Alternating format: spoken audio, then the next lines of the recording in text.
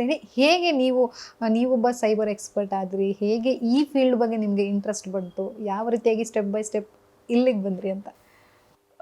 2001ರಲ್ಲಿ ನನಗೆ ಆ್ಯಕ್ಚುಲಿ ನಾ cyber computer ಸೈನ್ಸನ್ನು ತೊಗೊಂಡೆ ನಾನು. ಆವಾಗ ನೆಟ್ವರ್ಕಿಂಗಿಗೆ ಅಂತ IIST ಅಂತ ಇತ್ತು, Indian institute of hardware technology ಅಂತ. ಅಲ್ಲಿ ಒಂದು ಎಂಟ್ರೆನ್ಸ್ ಟೆಸ್ಟ್ ಕೊಡ್ತಾರೆ. ಟೆಸ್ಟ್ ಪಾಸ್ ಆದರೆ ನಿಮಗೆ 60% ಡಿಸ್ಕೌಂಟು, ನೀವು ಕ್ಲಾಸಿಗೆ ಸೇರ್ಬೋದು ಅಂತ ಬರೆದೆ. ಆಫರ್ ಸಿಕ್ತು. ಮನೆಯಿಂದ ಕಷ್ಟ ಬಿದ್ದು ಜಗಳ ಆಡಿ ಅಲ್ಲಿ ಹೋಗಿ ಸೇರಿಕೊಂಡೆ. ಹಾರ್ಡ್ವೇರ್ ಅಂತ ಗೊತ್ತಾಯಿತು, ನೆಟ್ವರ್ಕಿಂಗ್ ಅಂತ ಗೊತ್ತಾಯಿತು. ಆಮೇಲೆ ಮುಂದೆ ಏನು ಅಂತ ನೋಡಿದೆ ನಾನು. ಯಾಕೆಂದರೆ 2001 is A very basic level. ಇದ್ರ ಮಧ್ಯದಲ್ಲಿ ನನಗೆ ಇದು ಸ್ವಲ್ಪ ಮುಗಿಸಿದ ತಕ್ಷಣವೇ ಮೇಡಮ್ ಶಕುಂತಲಾ ದೇವಿ ಅವರ ಅಸಿಸ್ಟೆಂಟಾಗಿ ಕೆಲಸ ಸಿಕ್ತು. ಸೊ ಶಕುಂತಲಾ ದೇವಿ ಮೇಡಮ್ ಹತ್ರ ಹೋಗ್ಬಿಟ್ಟೆ. ಅವರು ಅಲ್ಲಿ ಹೇಳಿದ್ದು ನನಗೆ, ನೀನು ನನ್ನ ಕಂಪ್ಯೂಟರು ಬೇಸಿಕ್ ಏನಿದೆ, ಯಾಕೆಂದರೆ ಅವಾಗೆಲ್ಲ ಲ್ಯಾಪ್ಟಾಪ್ ಏನೂ ಇರಲಿಲ್ಲ. ಅವರ ಬೇಸಿಕ್ ಕಂಪ್ಯೂಟರು, ಬೇಸಿಕ್ ಫೀಡಿಂಗು ಮತ್ತು ಅವರ ಮ್ಯಾಥ್ಸ್ ಕ್ಲಾಸು, ಅದು ಎರಡನ್ನೂ ಮ್ಯಾನೇಜ್ ಮಾಡ್ತಾಯಿದ್ದೆ. ಅಪಾಯಿಂಟ್ಮೆಂಟ್ಗಳು ನೋಡ್ಕೋತಾ ಇದ್ದೆ.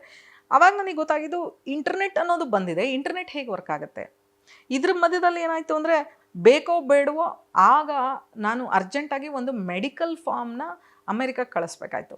ಇಲ್ಲಿ ಫ್ಯಾಮಿಲಿನಲ್ಲಿ ಒಂದು ಮೆಡಿಕಲ್ ಎಮರ್ಜೆನ್ಸಿ ಇತ್ತು, ಅದನ್ನು ಕಳಿಸ್ಬೇಕಾಗಿತ್ತು. ಆವಾಗ ನಿಮಗೆಲ್ಲ ಗೊತ್ತಿರೋ ಹಾಗೆ ಡೈಲಪ್ಪು, ಅಂದರೆ ನಾವು ಇಂಟರ್ನೆಟ್ಟಿಗೆ ಡಯಲ್ ಮಾಡಿ ಅದು ಹೋಗಿ ಸೇರೋ ಹೊತ್ತಿಗೆ ಬಹುಶಃ ನಮ್ಗೆ ಈಗಿನವ್ರಿಗೆ ಯಾರಿಗೂ ತಾಳ್ಮೆ ಇಲ್ಲ, ತುಂಬ ಟೈಮ್ ತಗೊಳ್ಳೋದು. ಆವಾಗ ನನಗೆ ತುಂಬ ಬೇಕಾದವರೊಬ್ಬರು ಅವಮಾನ ಮಾಡಿಬಿಟ್ರು. ನನಗೆ ತುಂಬ ಬೇಕಾದವರು, ಕಂಪ್ಯೂಟರ್ ಸೈನ್ಸ್ ಮಾಡಿದ್ದೀನಿ ಅಂತೀಯ, ಒಂದು ಇಮೇಲ್ ಕಳ್ಸೋಕ್ಕಾಗ್ತಾ ಇಲ್ಲ ನಿನ್ನ ಯೋಗ್ಯತೆಗೆ ಅಂತ. ಅದು ಎಲ್ಲೋ ಒಂದು ಕಡೆ ತುಂಬ ಹರ್ಟ್ ಆಗಿಬಿಡ್ತು ನನಗೆ. ಅಂದರೆ NCCಗೆ ಸೇರ್ಕೊಂಡಿದ್ದೆ ನಾನು, ಆರ್ಮಿಗೆ ಹೋಗಬೇಕು ಅಂತ. ನನ್ನ ಹೈಟಿಂದ ನನಗದಾಗಲಿಲ್ಲ. ಆರ್ಮಿ, ನೇವಿ, ಏರ್ಫೋರ್ಸ್ ಯಾವುದೂ ಸಿಕ್ಕಲಿಲ್ಲ.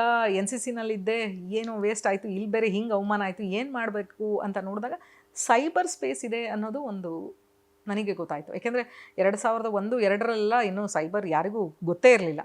ಸೊ ಆ ಟೈಮಲ್ಲಿ ಸ್ಲೋ ಆಗಿ ನಾನು ಇದರಲ್ಲಿ ಮೂವ್ ಆಗೋಕ್ಕೆ ಶುರು ಮಾಡಿದೆ.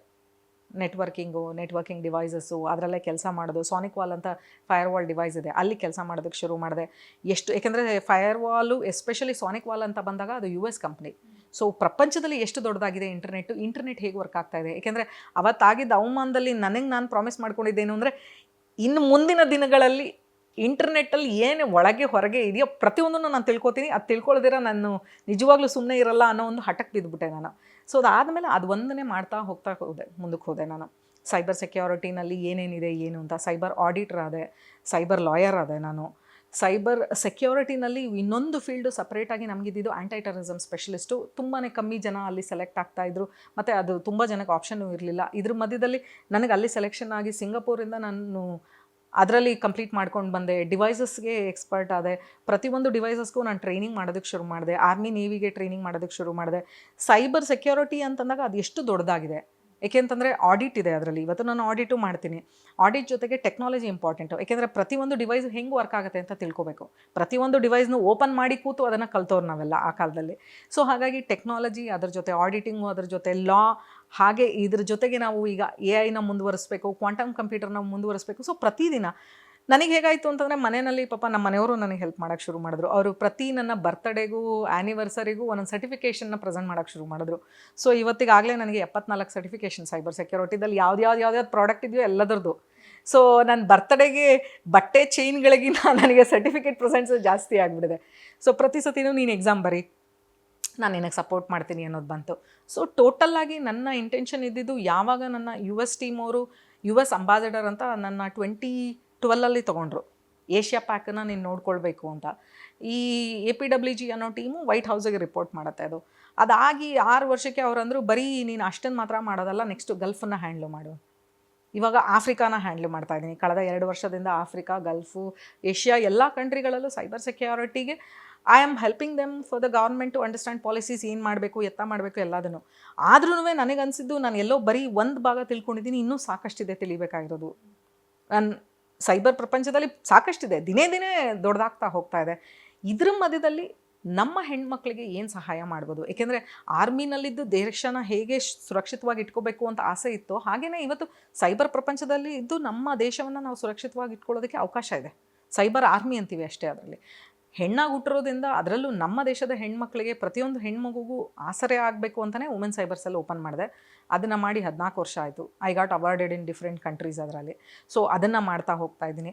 ನನ್ನ ಹೋಲ್ ಇಂಟೆನ್ಷನ್ ಇರೋದೇನು ಅಂದರೆ ಸೈಬರ್ ಪ್ರಪಂಚದಲ್ಲಿ ನಮ್ಮ ಹೆಣ್ಮಕ್ಳನ್ನ ಕಾಪಾಡಿಕೊಂಡು ನಮ್ಮ ದೇಶವನ್ನು ಕಾಪಾಡಿಕೊಂಡು ಖಂಡಿತವಾಗ್ಲೂ business is my intention, no doubt. ಅದರಲ್ಲಿ ಬಿಸ್ನೆಸ್ಸು ಮಾಡ್ತಾ ಹೋಗೋದಕ್ಕೆ ಅವಕಾಶ ಇದ್ದೇ ಇದೆ.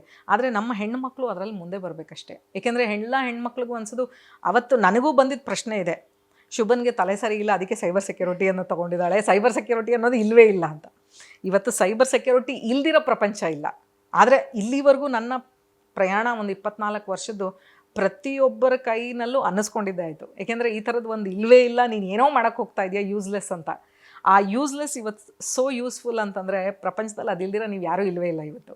ಸೊ ಹಾಗಾಗಿ ಹೆಣ್ಮಕ್ಳು ಮುಂದೆ ಬರಬೇಕು. ಇಲ್ಲಿ ಸಾಕಷ್ಟು ಅವಕಾಶ ಇದೆ. ಇಲ್ಲಿ ಮಾಡೋದಕ್ಕೆ ನಿಮಗೆ ಬೇಕಾದಷ್ಟು ದಾರಿಗಳಿದೆ. ಏನಂದರೆ ಮನೆಯಲ್ಲಿ ತಂದೆ ತಾಯಂದರು ಕೂಡ ಅವರಿಗೆ ಅವ್ರನ್ನ ಸಪೋರ್ಟ್ ಮಾಡಬೇಕು. ಬರೀ ಡಾಕ್ಟ್ರಾಗೋ ಇಂಜಿನಿಯರ್ ಆಗೋ ಅಲ್ಲ, ಸೈಬರ್ ಪ್ರಪಂಚ ಇದೆ, ಆರ್ಮಿಗೆ ಕಳಿಸಿ, ನೇವಿಗೆ ಕಳಿಸಿ, ಏರ್ಫೋರ್ಸಲ್ಲಿ ಆ ಮಕ್ಕಳನ್ನ ನೀವು ಅವರು ತೊಡಗಿಸ್ಕೊಳ್ಳೋದಕ್ಕೆ ಅವಕಾಶ ಮಾಡಿಕೊಡಿ. ಏಕೆಂದರೆ ಅವರ ಬುದ್ಧಿಶಕ್ತಿ ಏನಿದೆ ಎಲ್ಲರೂ ರೀಲ್ ಒಳಗೆ ತುಂಬಿಸ್ತಾ ಇದ್ದಾರೆ. ಈಗ 3 ವರ್ಷದ ಮಗು ಕೈನಲ್ಲಿ ರೀಲ್ ಆ್ಯಕ್ಟಿಂಗ್ ಮಾಡಿಸಿ ಅದನ್ನು ಅಪ್ಲೋಡ್ ಮಾಡಿಸಿ ಸ್ಕೂಲಿಂದ ಈಚೆ ಇರಿಸ್ಬಿಡ್ತಾ ಇದ್ದಾರೆ. ಸೊ ದಯವಿಟ್ಟು ರೀಲ್ಗಿನ್ನ ರಿಯಲ್ ಲೈಫ್ ಏನಿದೆ, ಉಪೇಂದ್ರ ಅವ್ರ ಮಾತು ಯಾವಾಗಲೂ ಹೇಳ್ತೀನಿ ನಾನು ಇಲ್ಲಿ, ರೀಲನ್ನು ಬಿಡಿ, ರಿಯಲ್ ಲೈಫಿಗೆ ಬನ್ನಿ. ರೀಲಲ್ಲಿ ನಿಮ್ಮ ಮಕ್ಕಳನ್ನು ನೀವು ಫ್ರೇಮ್ ಒಳಗೆ ಹಾಕ್ಬಿಟ್ರಿ ಅಂದರೆ ಅವರ ನಿಜವಾದ ಬುದ್ಧಿವಂತಿಕೆನ ನೀವೇ ನಿಮ್ಮ ಕೈಯಾರೆ ಹಾಳು ಮಾಡ್ದಂಗೆ ಆಗುತ್ತೆ. ಸೊ ಹಾಗಾಗಿ ಎಷ್ಟೋ ಕಷ್ಟಗಳ ಮಧ್ಯದಲ್ಲಿ ನಾವು ಇಲ್ಲಿ ಬಂದು ಇವತ್ತು ಕೂತಿದ್ದೀವಿ ಅಂತಂದರೆ ಅದಕ್ಕೆ ಒಂದು ಖಂಡಿತವಾಗ್ಲೂ ಇವಾಗ ನಿಮ್ಗೆ ಆ ಥರದ ಕಷ್ಟಗಳೆಲ್ಲ ಏನಿಲ್ಲ, ಗೂಗಲ್ ಇದೆ ನಿಮಗೆ, ಆರಾಮಾಗಿದೆ ಈ ಸದ್ಯ. ನಮಗೆ ಪ್ರತಿಯೊಂದು ತಿಳ್ಕೊಬೇಕು ಅಂದಾಗಲೂ ಬುಕ್ಗಳನ್ನ ಹುಡುಕಬೇಕು, ಬೇರೆ ಎಲ್ಲೋ ಹೋಗಬೇಕು, ಟ್ರೈನಿಗೆ ಯಾರ ಮುಂದೆನೋ ಕೈ ಚಾಚಬೇಕು, ಅವ್ರ ಹತ್ರ ಬೈಸ್ಕೋಬೇಕು, ಎಲ್ಲ ಇತ್ತು. ಇವತ್ತು ಗೂಗಲ್ ಇದೆ. So use it in a right way ಅಷ್ಟೇ.